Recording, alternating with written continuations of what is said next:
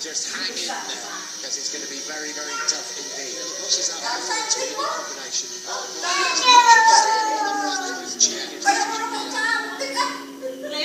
is the way to go. Miller's just that's a shame to jump Miller, but in many ways you can see what he was trying to do. So up on the line they come, 5 laps to go. Marquez leading by a country mile. Marc trying to get up the inside. Here comes Andre, only up the inside. Danny Pedrosa in there as well. So yeah, it's Marquez from Reading and Divizioso at the moment. Crutchlow's 4th.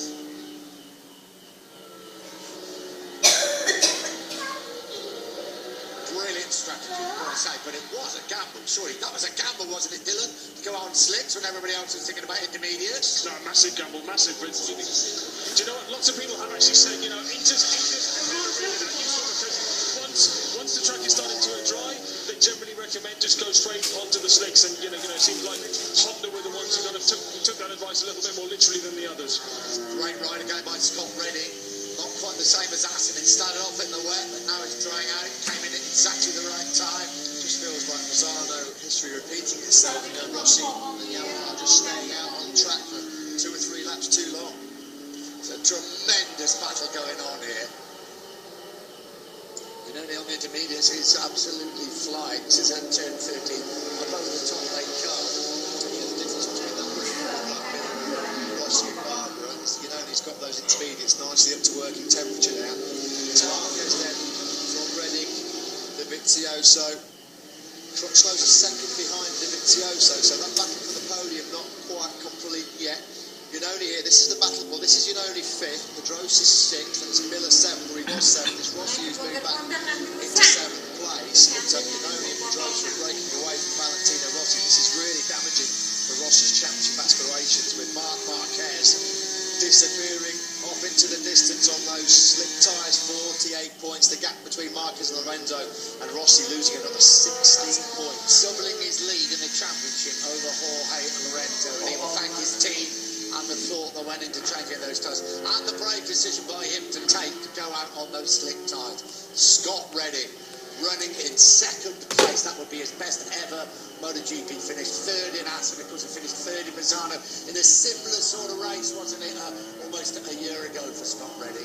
Contrasting emotions for the Pramac Ducati team, of course. Danilo Petrucci crashing out of the lead earlier on when it's a full wet track. This is going to be a great battle between the 2 former Tech 3 Yamaha teammates, the 2 former factory Ducati teammates. There's a bit more than 16 points to the podium at stake here. There's a bit of pride at stake here between Divizioso and Cal Crutchlow. Cal Crutchlow's not been on the podium since Argentina 2015. Was it Giannone or Divizioso who beat then, right at the... No, it was Giannone when on the Ducati. Crutchlow fastest lap of the race, 1:26.539. It was almost a second quicker last time all moment for Crutchlow as he got on the gas coming out of the first corner. Bit of a warning sign there for the LCR Honda man. We ride with Divizioso at the bottom of the Omega curve, turn 3. They start the climb uphill now. Cal Crutchlow 35 right in this place, as Matt said, teammates of Tech 3 Yamaha, teammates at Ducati. Big podium finish this could be for Cal Crutchlow. Over the top they come, down through turn 7, 2.5 laps to go. Marquez is going to win this one by a country mile. Crutchlow lines him up as they come up the hill, but Divizioso is very, very strong up here. Crutchlow's going to live wife Luke's, he's not watching this. Maybe doing about 3 weeks' time for Crutchlow. He's all over the back of Andrea Divizioso. They had a fair few last lap battles when they were teammates in Tech 3 Yamaha, and it was usually the Italian that came out on top. Here comes Crutchlow. He's going to make a turn at turn 12. Is he going to make a move? No. Divizioso's very, very strong on the brake. Switch back to Divizioso. When they cross the line, they will be on their last lap. Here comes Crutchlow at turn 13. He's made it up the inside at turn number 13. Andrea Divizioso was really slow there. He missed a gear or something coming through that turn 13. Divizioso. Scott Redding's got to be careful as well because he's in 2nd place. Cal Crutchlow, 1:27.686 the last time around. That's the intermediate front tyre for Scott Redding. Crutchlow might be able to take 2nd place here, just like he did in 2013 behind Marc on that occasion as well.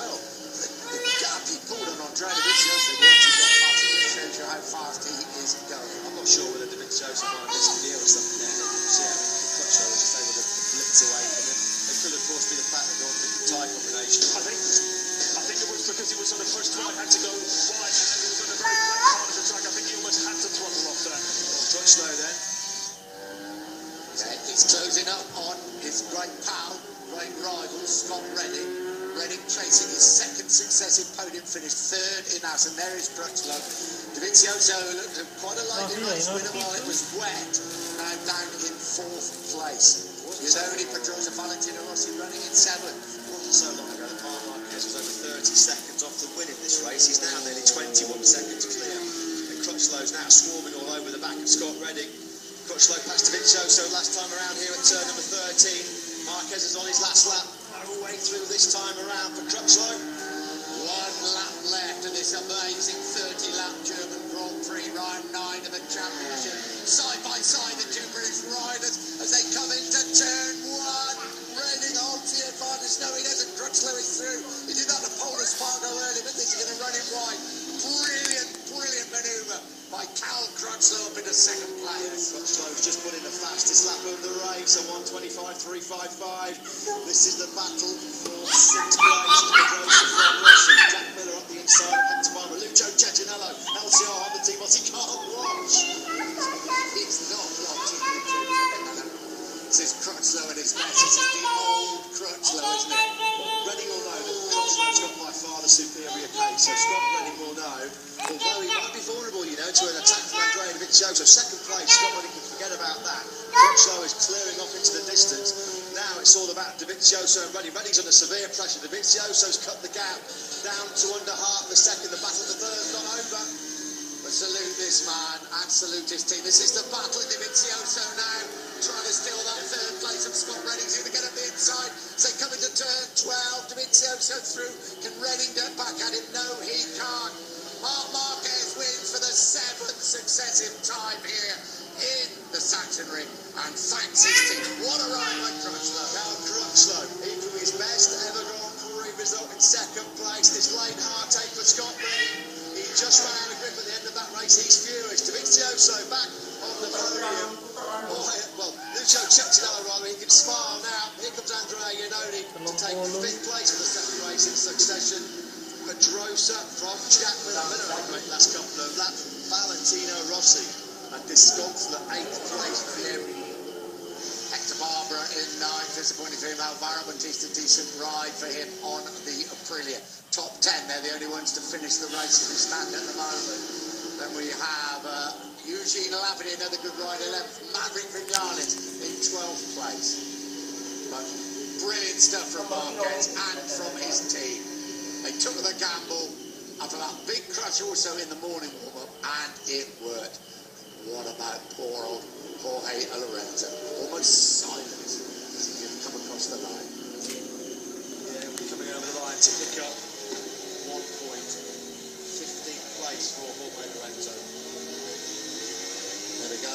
48-point lead in the championship. He has doubled his championship lead.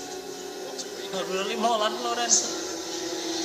7 wins in a row then here, 7 to Marquez, 7 wins in a row now for Honda.